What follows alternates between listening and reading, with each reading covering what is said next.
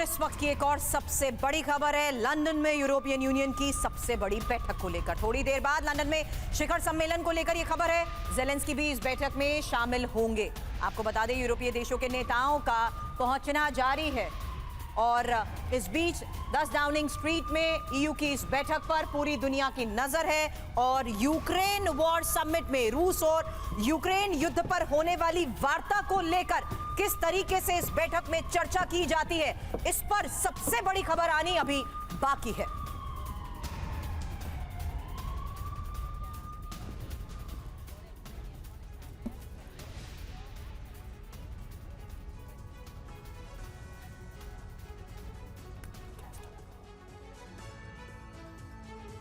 तो देखिए यूक्रेन के राष्ट्रपति ज़ेलेंस्की भी बैठक में शामिल होंगे और ये तस्वीरें थोड़ी देर पहले की हमने आपको दिखाई। इटली की पीएम जॉर्जिया मेलोनी इस वक्त पहुंच चुकी हैं इस मीटिंग में शामिल होने के लिए। 10 डाउनिंग स्ट्रीट पर ब्रिटेन के प्रधानमंत्री ने उनका स्वागत किया है। हमारे साथ इस बड़ी खबर पर बात करने के लिए तमाम खास मेहमानों का एक बड़ा पैनल मौजूद है। मेजर जनरल संजय मेस्टन हमारे साथ हैं, अचल मल्होत्रा फॉर्मर डिप्लोमेट हमारे साथ मौजूद हैं, ग्रुप कैप्टन विनोद ऑगस्टीन हमारे साथ स्टूडियो में हैं, प्रोफेसर अमिताभ सिंह विदेश मामलों के जानकार हैं वो हमारे साथ मौजूद हैं और लंदन से खास मेहमान शिवकांत हमें ज्वाइन कर रहे हैं, पूर्व संपादक बीबीसी हिंदी के। शिवकांत जी बहुत बहुत स्वागत है आपका। सबसे पहले मैं आप ही का रुख करता हूं क्योंकि ये मीटिंग अब शुरू हो गई है, क्या उम्मीद की जा रही है? क्योंकि अब बात हो रही है नेटो से अमेरिका को माइनस करके यूक्रेन का साथ देने की। पूरा यूरोप जो है वो यूक्रेन के साथ चट्टान की तरह खड़ा हुआ है, ये कम से कम बताने की तो कोशिश की जा रही है। लेकिन अमेरिका को माइनस करके यूरोप कैसे और किन हालात में यूक्रेन के साथ खड़ा रह सकता है? अगर अमेरिका समर्थन नहीं देगा, अमेरिका बैकस्टॉप नहीं देगा तो यूरोप पे खड़ा होने का कोई मायने नहीं है। पहली बात तो ये, और दूसरी बात ये है कि मीटिंग अभी शुरू नहीं हुई है, अभी नेताओं का आना जारी है, डाउनिंग स्ट्रीट में मिलने के लिए आ रहे हैं। मीटिंग लैंकास्टर हाउस है डाउनिंग स्ट्रीट के पास, मार्बल आर्च के पास, वहाँ होगी। ज़्यादातर नेता अभी इस मीटिंग में नहीं आ पाएंगे, लगभग 8 से 10 देशों के नेता आ पाएंगे, इसमें यूरोपियन यूनियन के चीफ भी होंगे और नेटो के चीफ भी होंगे। इस मीटिंग का उद्देश्य लड़ाई की रूपरेखा तैयार करना नहीं है। इस मीटिंग का उद्देश्य ये है कि जब युद्ध विराम हो जाएगा उसके बाद जो सीमा निर्धारित होगी उस सीमा की पेट्रोलिंग कैसे होगी। उस पेट्रोलिंग के लिए फ्रांस, ब्रिटेन, जर्मनी, संभवतः पोलैंड, ये सारे देश जो जो अपनी सेना दे सकेंगे वो अपनी सेना देंगे। किस रूप में वो सेना जाएगी, वो शांति रक्षक होगी, अगर उस पर हमला होगा तो क्या होगा, और हमला होगा तो बिना अमेरिका की बैकिंग के क्या वो मुकाबला कर पाएंगे, ये सारे विषय हैं जिन पर चर्चा होगी। और सबसे बड़ा एलिफेंट इन द रूम जो है वो ये है कि जो बात शुक्रवार को बिगड़ी थी जी, वो बात दोबारा पटरी पर कैसे आएगी, क्योंकि अगर वो बात पटरी पर नहीं आएगी तो न युद्ध विराम होगा, न युद्ध विराम होगा तो न युद्ध होगा, न युद्ध रुकेगा, युद्ध तो चल रहा है ना। तो इसलिए ये बैठक एक तरह से 2 उद्देश्यों को लेकर चल रही है। एक तो ट्रंप को किस तरह दोबारा मनाया जाए और ज़ेलेंस्की के लिए किस तरह से दोबारा जमीन तैयार की जाए। बिल्कुल शिवकांत जी, बिल्कुल सही आपने कहा। और देखिए तस्वीरें भी आ रही हैं इस वक्त कीर स्टारमर और जॉर्जिया मेलोनी के बीच क्या बात हो रही है, अगर हम सुन सकते हैं तो सुनने की कोशिश करते हैं। So thank you also for convening the summit we will have in the afternoon. We are all very committed about a goal that we all want to achieve, which is a just and lasting peace in Ukraine. And I think it is very, very important that we avoid the risk that the West divides. And I think on this, UK and Italy can play an important role in bridge building, let's say. Yeah. So you know that I've been also proposing a meeting between US and European leaders for if we divide ourselves, that will make us all weaker. Yeah. And then on bilateral topics, I'm very happy about the work we've been doing together and how every month we enhance our bilateral cooperation. There are many strategic topics on which we've been working very well together, and I'm sure we will do even better about energy, about defense, about security, the GCAP. tackling illegal mass migration and traffickers. Amitabh sir, ये बातचीत आपने यहाँ पर सुनी, इसमें एक सवाल उस लिहाज से आपसे कर रही हूँ क्योंकि लंदन में जिस तरीके से आज के इस हालात को लेकर मंथन हो रहा है, ये सहयोग तभी पॉसिबल है जेलेंस्की के लिए जब उन्हें यह भी समझा दिया जाए कि अमेरिका की नाराजगी मोल लेते हुए इस सहयोग और इस समर्थन का कोई मतलब ही नहीं हो पाएगा। देखिए, ये यूरोप की हताशा को भी दिखा रहा है। अब सिर्फ जेलेंस्की की हताशा नहीं है, यूरोप अब सोचने पर मजबूर हो गया है कि अगर उनका बिग ब्रदर जो है यूएसए, ट्रम्प, अगर वो साथ नहीं देगा तो यूरोप का क्या हश्र होगा। ये आत्ममंथन का भी दौर है उनके लिए, और ये भी है कि किसी भी तरह से रूस को हावी नहीं होने देना है रूस यूक्रेन युद्ध पर, और इसके लिए सबसे बड़ा मंथन होगा। और आने वाले दिनों में यूरोप को ये एक टफ डिसीजन लेना होगा कि जो transatlantic at least security relations है उसको कैसे फिर से अपने बूते पर उसको खड़ा किया जाए।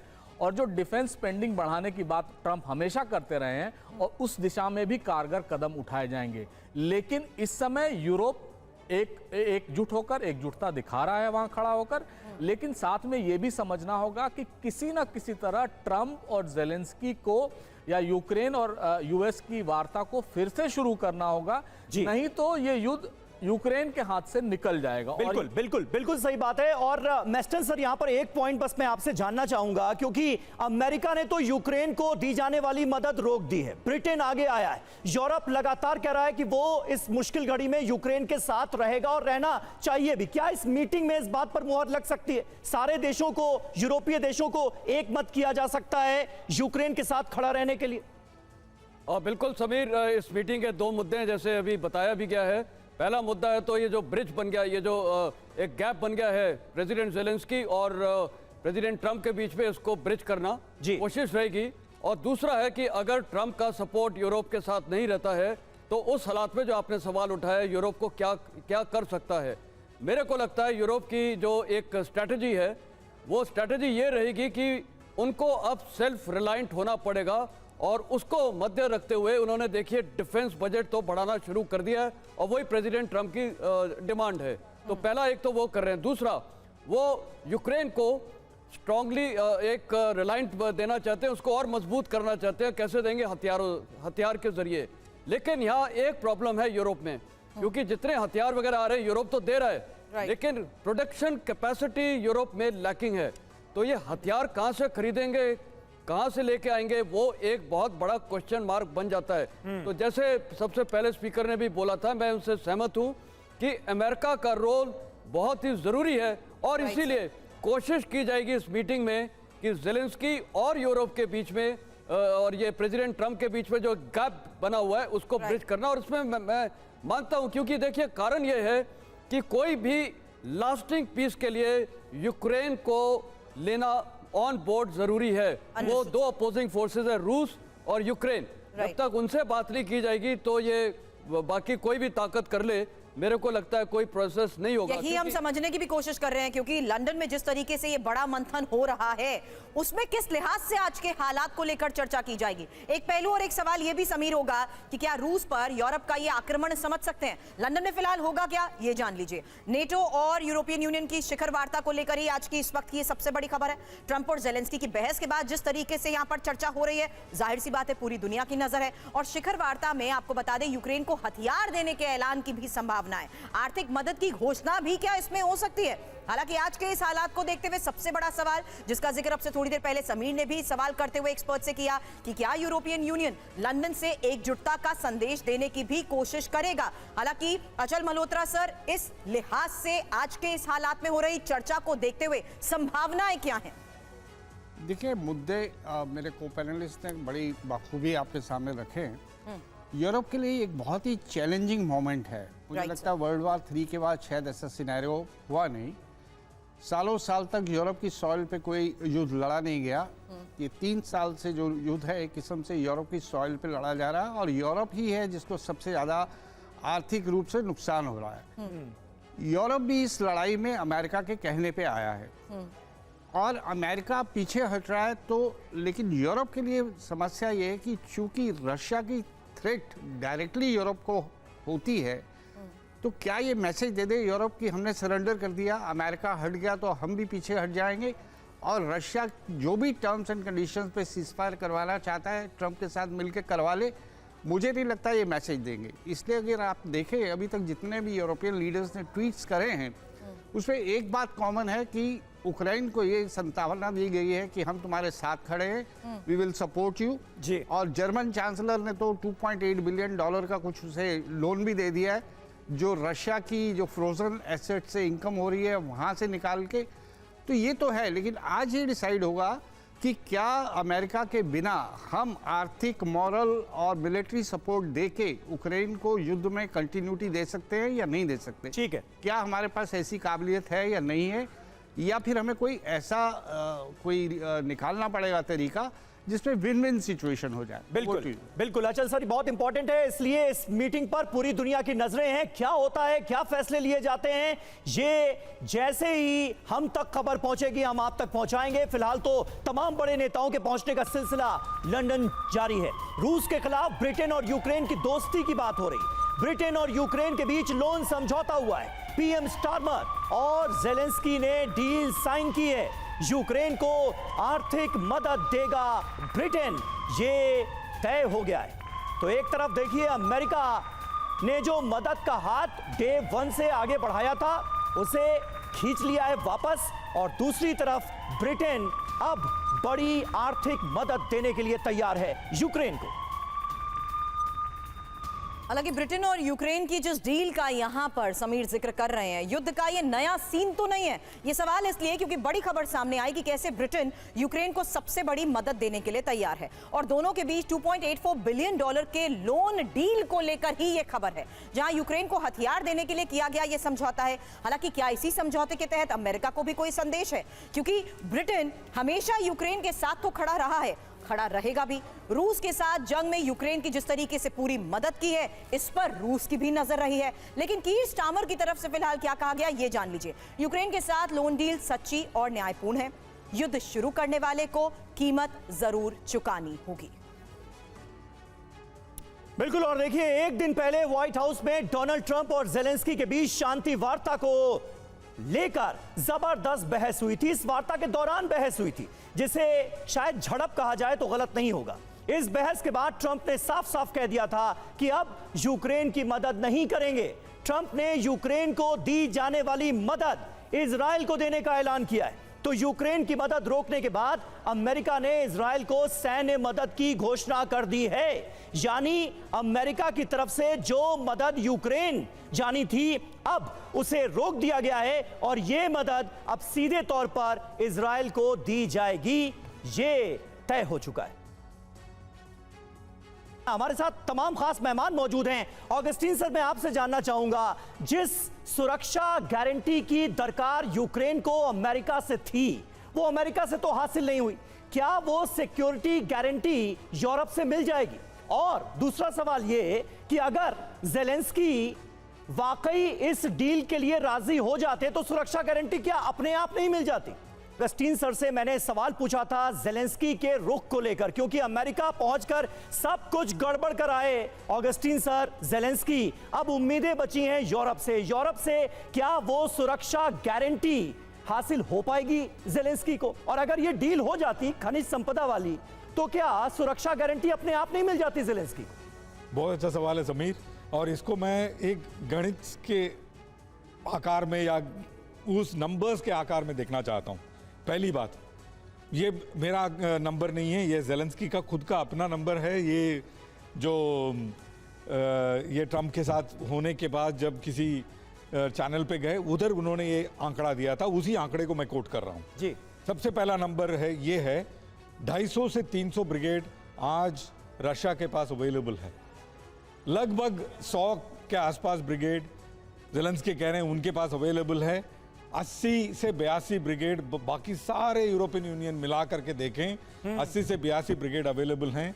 ये जो 100 का आंकड़ा जो अपना ये दे रहे हैं उसमें एक आंकड़ा ये कहता है 65% इनका खपत हो चुका है, ये एक आंकड़ा ये कहता है कि 85% खपत हो चुका है। इसका क्या मतलब है? 250 समीर 250 ब्रिगेड अगर कूच कर जाएंगे यूरोप की तरफ 80-82 ब्रिगेड जिन्होंने कभी लड़ाई नहीं देखी, क्या यूरोप 1 या 2 दिन में या 10 दिन में पुतिन उनके ऊपर हावी नहीं हो सकते हैं? पहली बात ये सबसे पहला आंकड़ा है। दूसरा आंकड़ा ये है, आप 2.2 बिलियन दे दीजिए या 10.2 बिलियन दे दीजिए, वो उसको इस्तेमाल कैसे करेंगे, इसको मैं एक प्रॉप के जरिए दर्शकों को भी समझाना चाहता हूँ। ये मेरे सामने एक बोतल है, इसको पीने में मुझे अगर 10 सेकंड लगेगा, अगर 100 बोतल को मुझे 10 सेकंड में पीना है तो ये एक अकेला आदमी नहीं पी सकता है, मुझे 100 आदमी चाहिए इसको 10 सेकंड में 100 बोतल को अगर मैं खपत करूं। मैं 100 बोतल अगर $100 बिलियन में भी खरीद के लाऊं, 100 लोगों को इसको पीने के लिए कहां से लाऊंगा? तो पैसा जब आप देते हैं किसी भी कंट्री को, वो साजो सामान लेके आते हैं, वेपन्स लेके आते हैं, हवाई जहाज लेके आते हैं, उसको चलाएगा कौन, उसको लेके जमीन में कौन जाएगा? आप रशिया में भी देख लीजिए, अभी हमने ये खबर चलाई, रशिया में भी लोगों की कमी है, यूक्रेन में तो है ही है। ये जो 19 से लेकर के 45-50 के जो लोग हैं वो लगभग 80% खत्म हो चुके हैं। 3 या 4 जनरेशन ऑलरेडी यूक्रेन में खत्म हो चुका है। तो आप लोगों को कहां से लाएंगे? ये उर्सुला मैडम बोल रही हैं डटे रहो, लगे रहो, क्या ये अपने देश से लोगों को देंगे या स्टैमर देंगे या फिर अमेरिका देगा? क्योंकि इनके यहाँ जब बॉडी बैग्स लौट के आते हैं तो इनके जो वर्चस्व है वो खत्म हो जाता है। इनका हो सकता है अगली बार ये वापस कुर्सी में ना आए। सबसे महत्वपूर्ण बात ये है कि पैसा देने से हल नहीं होगा। जैसे इटली की मोहतरमा कह रही हैं, शिखर सम्मेलन हो, सब आकर के बैठें। हर रोज 10 से 20 फुटबॉल ग्राउंड के इतना जगह जो है रशिया कैप्चर करता जा रहा है। रशिया पीछे हटने का नाम नहीं ले रहा है। जितना जल्दी से जल्दी आप टेबल पे नहीं आएंगे, हो सकता है किसी न किसी दिन रशिया पोलैंड के बॉर्डर पे आके खड़ा हो जाए और कहे ये पूरा मेरा है। रूस की भी तो वार्निंग को रूल आउट नहीं कर सकते ना। रूस तो शुरू से कह रहा है, जिसने यूक्रेन का साथ दिया या किसी और देश की अगर सेना यूक्रेन की धरती पर आई तो यानी ये रशिया वर्सेस वही कंट्री होगा। क्योंकि फ्रांस के राष्ट्रपति मैक्रो आज के इस हालात पर भी जिस तरीके से बयान कर रहे हैं, लगातार एक और बड़ी खबर इस बीच सामने आ रही है कि अब ट्रंप पर उन्होंने हमला बोला है और ट्रंप के विश्व युद्ध वाले बयान पर जिस तरीके से प्रहार किया है, इसको लेकर एक खबर है। विश्व युद्ध का जुआ पुतिन खेल रहे हैं। यूरोप में पुतिन उत्तर कोरियाई सैनिक लाए हैं। तो इमैनुअल मैक्रों की तरफ से इस इंटरव्यू में क्या कहा गया, ये हमने आपको सुनाया। आइए उनके बयान को जरा डिकोड करते हैं आपके लिए। जेलेंस्की को मैक्रो कवच, पुतिन का किला कैसे होगा ध्वस्त? मैक्रो का ट्रंप को जवाब, जेलेंस्की नहीं पुतिन विश्व युद्ध का जुआ खेल रहे हैं। ये सीधे सीधे एक बड़ा संदेश अमेरिका को देखिए दिया जा रहा है। रूस यूरोप में 10,000 नॉर्थ कोरियाई सैनिक लेकर आया, ये कहा है मैक्रो ने। हालांकि यूरोप में युद्ध के लिए ईरान से ड्रोन लेकर आई, ये एक और महत्वपूर्ण बात कही गई है। लेकिन सवाल समीर यहां पर खड़ा होता है कि क्या जंग के समर्थन में रणभूमि के लिए फ्रांस उतरेगा? हालांकि इस लिहाज से भी सवाल कि क्या जेलेंस्की के लिए ट्रंप के खिलाफ मैक्रो जाएंगे, ये एक और सबसे बड़ा सवाल जिसके तहत ये समझना जरूरी है कि किस तरीके से आज होने वाली बैठक में भी बड़े फैसले समीर लिए जाने वाले हैं। जी हां, और ट्रंप जेलेंस्की की बहस पर नेटो चीफ का देखिए बयान आ गया है। वो क्या कह रहे हैं? नेटो चीफ मार्क रूटे की जेलेंस्की को सलाह, जेलेंस्की को ट्रंप के साथ बातचीत करनी चाहिए, ट्रंप से संबंध सुधारने का रास्ता ढूंढे जेलेंस्की, ये नेटो चीफ की तरफ से कहा गया है।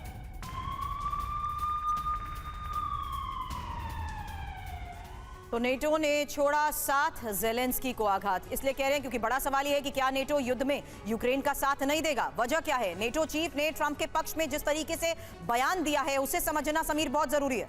जी हां, जेलेंस्की यूक्रेन में ट्रंप द्वारा किए काम का सम्मान करें, ये उन्होंने नसीहत दी। अमेरिका ने यूक्रेन में सबसे ज्यादा निवेश किया, जेलेंस्की को ट्रंप से संबंध सुधारने की वो नसीहत दे रहे हैं। हालांकि यहां देखिए यूरोपियन यूनियन की बैठक को देखते हुए रूटे ने यह भी कहा है कि उम्मीद है कि यूक्रेन को सुरक्षा गारंटी मिलेगी और भविष्य में शांति समझौते से यूक्रेन सुरक्षित भी रहेगा। जी हां, तो इन तमाम अहम खबरों पर लगातार हमारी नजर बनी हुई है।